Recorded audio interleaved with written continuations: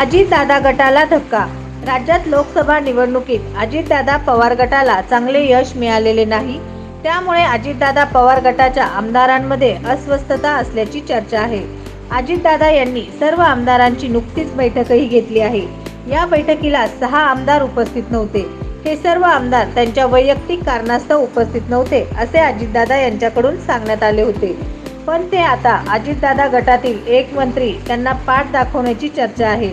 अजितदादा गटाचे मंत्री सहकार मंत्री दिलीप वळसे पाटील हे पुन्हा एकदा शरद पवार यांची साथ धरणार असल्याची चर्चा आहे। वळसे पाटील यांच्या कन्या पूर्वा वळसे पाटील यांनी ट्विट केलेल्या पोस्टमुळे याबाबतच्या चर्चांना उधाण आलं आहे।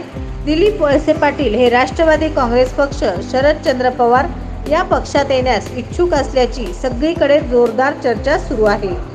सोलापूर शहरातील नामांकित उच्च महाविद्यालयात कार्यरत असलेल्या बोगस प्राध्यापक आणि कर्मचारी यांच्याबद्दलचा इतिवृत्तांत लवकरच पहा आपल्या न्यूज एक्सप्रेस सोलापूर या वृत्तवाहिनीवर। वृत्तवाहिनी पदार्पणात लवकरच करणार पर्दाफाश।